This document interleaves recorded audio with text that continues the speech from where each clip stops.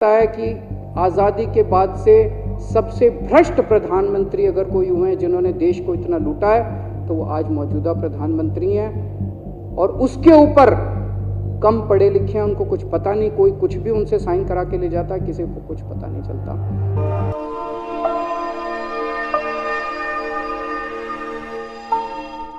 अभी कुछ दिन पहले बीजेपी का एक बहुत बड़ा नेता मिला मेरे को, उससे काफ़ी लंबी चर्चा हुई मेरी, और उसने जो जो बातें बताई वो इतनी चौंकाने वाली थी कि आप सब सुनोगे तो रोंगटे खड़े हो जाएंगे।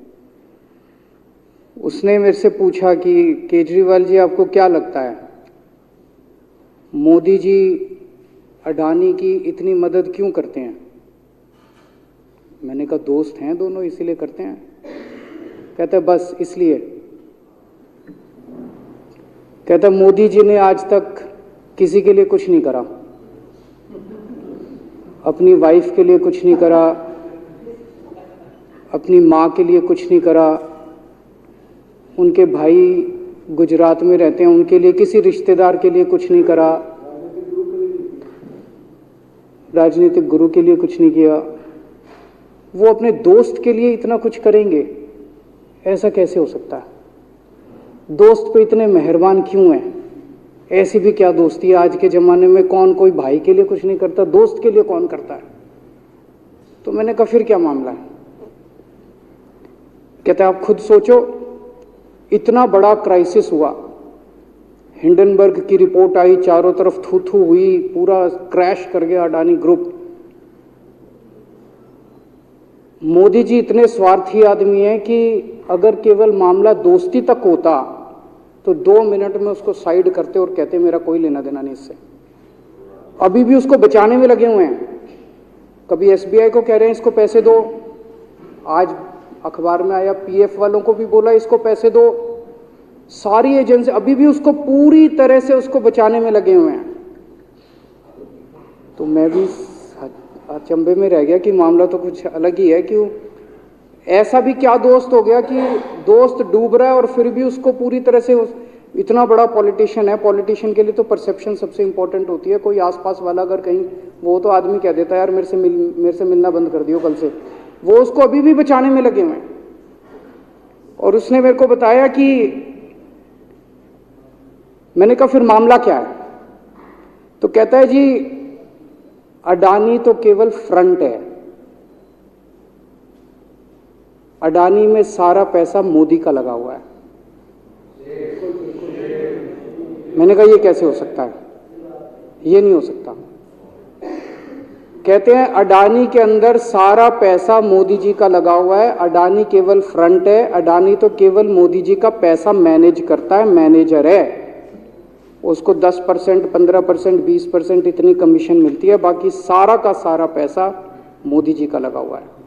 अगर कल को जांच हो गई, जेपीसी बैठ गई, ईडी की जांच हो गई, सीबीआई की जांच हो गई, तो अडानी नहीं डूबेगा, मोदी जी डूबेंगे। जिस दिन अडानी डूबा उस दिन मोदी जी डूबेंगे। मैंने कहा यार उनको पैसे की क्या जरूरत है, प्रधानमंत्री जी को, मोदी जी को, उनके ना आगे कोई ना पीछे कोई, उनको क्या पैसे की जरूरत है?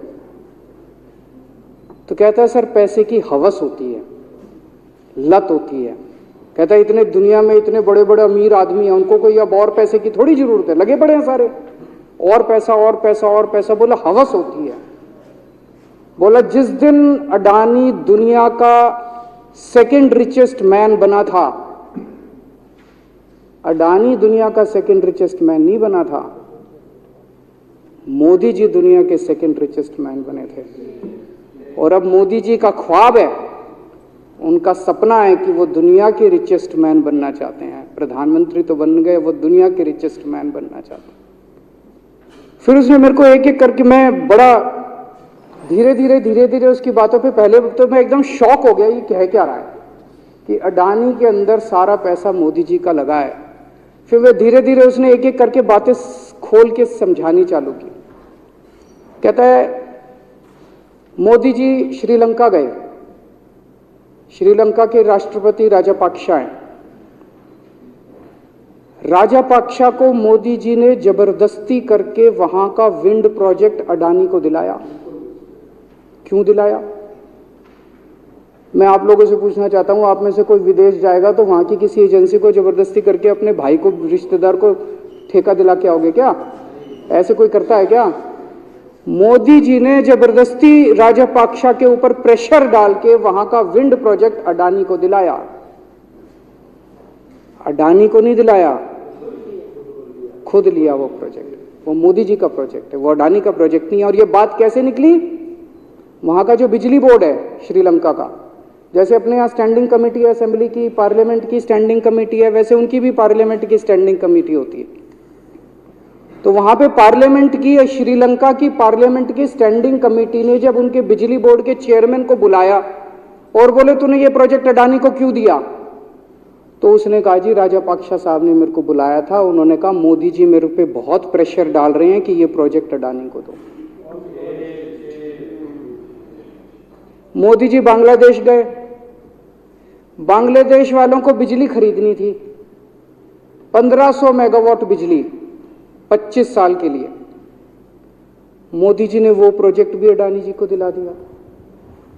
अडानी को नहीं दिलाया, मोदी जी ने वो प्रोजेक्ट खुद लिया। 25 साल तक 1500 मेगावाट बिजली खरीदने का प्रोजेक्ट बांग्लादेश का, वो भी मोदी जी ले आए अपने नाम पे। इजराइल गए, इजराइल के साथ भारत ने कई सारे रक्षा सौदे किए, रक्षा सौदे, वो सारे के सारे रक्षा सौदे अडानी को दे दिए। अडानी को नहीं दिए, मोदी जी ने खुद लिए। अभी 2-3 साल पहले 6 एयरपोर्ट की नीलामी हुई प्राइवेटाइजेशन के लिए, सरकार ने उनकी नीलामी करी, भाई प्राइवेट प्लेयर आके लो। उसमें एक कंडीशन थी कि उसी को दिया जाएंगे ये एयरपोर्ट जिसने पहले एयरपोर्ट का काम कर रखा है। हर सरकारी ठेके में होती है, हम सड़क बनाते हैं, कहते हैं भाई सड़क, जिसको ठेकेदार को सड़क बनाने का एक्सपीरियंस है उसी को दिया जाएगा। हम बिल्डिंग बनाते हैं, हम कहते हैं भाई ये पानी के वाटर ट्रीटमेंट प्लांट लगाते हैं, हम कहते हैं भाई जिसने WTP वाटर ट्रीटमेंट प्लांट इतने लगा रखे हैं उसी को दिया जाएगा। हम सीवेज ट्रीटमेंट प्लांट बनाते हैं, हम कहते हैं जिसको 20 साल का एक्सपीरियंस है, 15 साल का है, उसी को। इसमें भी ये कंडीशन थी कि जिसने इतने साल तक एयरपोर्ट चलाने का काम कर रखा उसी को दिया जाएगा। अब अडानी ने तो कर नहीं, मोदी जी ने तो कर नहीं रखा था, अडानी ने तो कर नहीं रखा था, तो क्या करते? आखिरी मोमेंट पे वो कंडीशन हटा दी गई, बोले कोई एक्सपीरियंस की जरूरत नहीं है। 6 एयरपोर्ट नीलामी पे थे, 6 के 6 एयरपोर्ट अडानी को दे दिए, अडानी को नहीं दिए। मोदी जी ने वो खुद 6 के 6 एयरपोर्ट खुद अपने नाम कर लिए। आज 2021 नवंबर में एयरपोर्ट टेक ओवर किए, 2023 1.5 साल हुआ है। 1.5 साल के अंदर आज एयरपोर्ट का 30%, पूरे देश का एयरपोर्ट का जितना धंधा है, बिजनेस है, उसका 30% बिजनेस जो है वो मोदी जी के पास है। 30%, 1.5 साल के अंदर इतना बड़ा भारत देश, इतने एयरपोर्ट, 30% एयरपोर्ट का बिजनेस आज मोदी जी के पास है। एक और बड़ी इंटरेस्टिंग चीज हो रही है, ये ईडी और सीबीआई को इस्तेमाल करके बंदूक यहां रख के लोगों की फैक्ट्रियां छीनी जा रही हैं। मतलब 10 अक्टूबर 2018 को,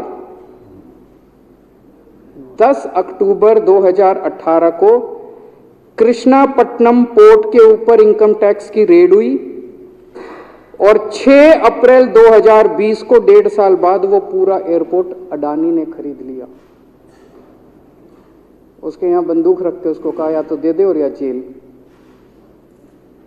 तो वो अडानी ने नहीं खरीदा, वो मोदी जी के पास चला गया कृष्णापट्टनम एयरपोर्ट। 10 दिसंबर 2020 को एसीसी और अंबुजा सीमेंट पे रेड हुई और 2 साल बाद 16 अक्टूबर 2022 को दोनों सीमेंट प्लांट मोदी जी के पास चले गए। 2020 जुलाई को मुंबई एयरपोर्ट का मालिक था जीवीके, उसके ऊपर सीबीआई और ईडी की रेड हुई, एफआईआर हुई और 1 महीने बाद मुंबई एयरपोर्ट जो है वो मोदी जी के पास चला गया, अडानी के पास चला गया। तो ईडी और सीबीआई पे रेड कराते हैं, उसको धमकाते हैं फैक्ट्री वाले को, कंपनी वाले को कि या तो जेल जा और या तेरी फैक्ट्री हमको दे दे। ये इधर तो सुनते थे हरियाणा की तरफ ये तुच्छी,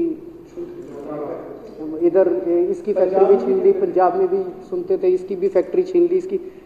पूरे देश के अंदर ये इतनी गुंडागर्दी मची पड़ी है कि ईडी की रेड करा देते हैं, सीबीआई की रेड करा देते हैं, यहाँ बंदूक रखते हैं और कहते हैं या तो फैक्ट्री दे दे और या जेल जा। ये क्या चल क्या रहा है इस देश के अंदर? इन्होंने अभी थोड़े दिन पहले ऑर्डर निकाला कि सारे जितने पावर प्लांट हैं, जितनी राज्य सरकारें हैं, पंजाब सरकार की, हमारी जो सरकार है, उनके पास भी ऑर्डर आया, सारी सरकारों को जितना उनका कोयले की रिक्वायरमेंट है उसमें से 10% कोयला इंपोर्टेड इस्तेमाल करना पड़ेगा। और इंपोर्ट केवल मोदी जी करते थे, अडानी करता था। तो इसका मतलब आपको 10% अपना कोयला कंपलसरी, जरूरत नहीं है आपको कोयले की, लेकिन 10% कोयला आपको अडानी से खरीदना पड़ेगा। हमारे देश का कोयला 2000 रुपये टन है, इंपोर्टेड कोयला 20,000 रुपये टन है। 10 गुना दाम के ऊपर आपको अडानी से यानी कि मोदी जी से कोयला खरीदना पड़ेगा। इन्होंने सुप्रीम कोर्ट का एक और, जब कोयला घोटाला हुआ था अपने देश के अंदर, तो सुप्रीम कोर्ट ने आदेश दिया था कि अब कोयले की खदानें किसी भी प्राइवेट वाले को नहीं दी जाएंगी, सारी खदानें सरकारें। तो इन्होंने कुछ खदानें राजस्थान सरकार को दे दी, कुछ खदानें छत्तीसगढ़ सरकार को, कुछ खदानें पंजाब सरकार को, सरकारों में बांट दी। बाकी पूरे देश में केवल राज्य सरकारों के पास खदानें हैं। केवल अडानी के केस में उन्होंने एक्सेप्शन करके अडानी को कोयले की खदानें दे दी और उसमें भी ऑर्डर कर दिया कि 4000 कैलोरी से कम वाला कोयला जो है उसको रिजेक्टेड माल माना जाएगा, जबकि वो सबसे अच्छा कोयला माना जाता है और वो रिजेक्टेड माल इसको फ्री में मिलता है। तो कम से कम 2800 करोड़ रुपए का कोयला हर साल फ्री में मोदी जी ले जाते हैं। 2800 करोड़ रुपए का कोयला हमारी खदानों से हर साल मोदी जी निकाल के ले जाते हैं। 2014 में, अभी जो अतिशी जी ने कहा, 2014 में अडानी जी की यानी कि मोदी जी की जायदाद 50,000 करोड़ की थी। 7 साल बाद इनकी जायदाद हो गई 11.5 लाख करोड़। मोदी जी इतना पैसा लेके कहां जाओगे? 11.5 लाख करोड़ रुपए की जायदाद, 7 साल में इतना लूट लिया आपने देश को। 2014 में 609 नंबर पे थे, अब ये सेकंड रिचेस्ट बन गए, अब रिचेस्ट बनना चाहते हैं। ये तो लेकिन कुदरत है, कुदरत तो बड़ी ताकतवर है। किसने सोचा था एक दिन हिंडनबर्ग रिपोर्ट आएगी और 24 घंटे के अंदर सारा तहस नहस हो जाएगा। 1947 से लेके 2014 तक 67 साल में भारत देश ने, सारी सरकारें जितनी आई सबने मिलके 55 लाख करोड़ रुपए का कर्जा लिया था भारत सरकार ने। 2014 से 2022 7 साल के अंदर 85 लाख करोड़ रुपए का कर्जा ले लिया, दुगने से भी ज्यादा। जितना 67 साल में लिया था उतना 7 साल में ले लिया। ये पैसा गया कहां? ये पैसा गया कहां? ये सारा इनकी जेब में गया। तो मैं जनता को कहना चाहता हूं, आप तो जीएसटी देते हो, अपने बच्चों का पेट काट के टैक्स देते हो, दूध पे, दही पे, हर चीज पे जीएसटी देते हो। वो जीएसटी का पैसा जाता है जनता की उसमें खजाने में, वहां से वो जाता है अडानी के खजाने में और वहां से वो जाता है मोदी जी के खजाने में। दोनों हाथों से लूट मची हुई है, पूरे देश को लूट रहे हैं प्रधानमंत्री जी, मोदी जी पूरे दोनों हाथों से लूट रहे हैं। कोयला लूट रहे हैं, एयरपोर्ट लूट रहे हैं, सड़कें लूट रहे हैं, बिजली लूट रहे हैं, पानी लूट रहे हैं, कुछ नहीं छोड़ा, सब कुछ लूट रहे हैं। जितना कांग्रेस ने 75 साल में नहीं लूटा, उससे 10 गुना इन्होंने 7 साल के अंदर, 8 साल के अंदर लूट लिया देश को। अडानी का क्या रोल है इसमें? मोदी जी कम पढ़े लिखे हैं, उनको समझ नहीं है कि करना क्या। अडानी आके बताता है पैसा यहां लगा लो, इस देश में चलते हैं, वहां की ये कंपनी खरीद लेते हैं, ईडी को और सीबीआई को इसके पीछे लगा दो। वो सारा मैनेजमेंट करता है, दिमाग उसका पैसा मोदी जी का। उसके बदले में उसको पता नहीं 10%, 15%, 20% कितनी कमीशन मिलती है, लेकिन दिमाग सारा अडानी का है। और मेरे को ज्यादा चिंता इस बात की है अध्यक्ष महोदय, प्रधानमंत्री जी कम पढ़े लिखे हैं, उनको कम समझ में आता है। लोग आके उनको कुछ ना कुछ कहीं भी जाते हैं या कोई विदेश से आता है, उसके जो भी विदेश से नेता आता है या कहीं जाते हैं तो दो ही कंडीशन होती है। एक तो उसको कहते हैं भाई गले मिल ले, तो फोटो खिंचा ले, गले मिल ले, फोटो खिंचा ले, पार्क में घूम ले, तो वो फोटो खिंचाने के लिए उसको कहा जाता है भी फोटो खिंचा ले, फोटो खिंचाने के लिए। और दूसरा उसको कहा जाता है भी अडानी को ये ठेका दे दे, अडानी को ये ठेका दे दे। और कोई किसी कईयों को कहते हैं तारीफ कर दे, कोई आके कुछ नेता आके कहते हैं ना मोदी जी तो दुनिया के सबसे लोकप्रिय नेता है। उसने क्या लेना देना मोदी जी दुनिया के सबसे लोकप्रिय, वो आके क्यों कह रहा है? बदले में वो देश, ये जो गोरे हैं ना, बहुत चतुर हैं, बहुत चालाक हैं, ये ऐसे इतने भोले वाले नहीं है कि यहाँ पे आए और कह गए मोदी जी दुनिया के, वो पता नहीं किस किस चीज पे साइन करा के ले जाते हैं, पता ही नहीं चलता बदले में क्या साइन करा के ले जाते हैं। यही हुआ था 17वीं 18वीं सदी के अंदर हमारे देश में। वो ईस्ट इंडिया कंपनी वाले आते थे, उस टाइम के हमारे राजे महाराजे भी ऐसे ही अनपढ़ होते थे, उनको कुछ अकल होती नहीं थी। उनके राज्य, उनके दरबार में आते थे, उनकी तारीफ करते थे, खूब तारीफ करते थे, और पता नहीं किस किस चीज पे साइन करा के ले गए। 100 साल के अंदर पूरा देश अंग्रेजों ने कब्जा कर लिया। वही हाल अब हो रहा अपने देश का कि हमारे कम पढ़े लिखे प्रधानमंत्री हैं, पैसे की हवस है, और मतलब जो भी आता है 2 लाइन उनके उसमें बोल दे, गले मिल ले, पार्क में घूम ले, अडानी को 2 कंपनियों का ठेका दे दे, बदले में पता नहीं देश का क्या क्या बेच दिया इन लोगों ने। बहुत चिंता है हम लोगों को देश की इस वक्त, जिस दौर से देश गुजर रहा है। मुझे लगता है कि आज़ादी के बाद से सबसे भ्रष्ट प्रधानमंत्री अगर कोई हुए हैं जिन्होंने देश को इतना लूटा है, तो वो आज मौजूदा प्रधानमंत्री हैं। और उसके ऊपर कम पढ़े लिखे हैं, उनको कुछ पता नहीं, कोई कुछ भी उनसे साइन करा के ले जाता है, किसी को कुछ पता नहीं चलता। मैं संजीव झा के प्रस्ताव का समर्थन करता हूं।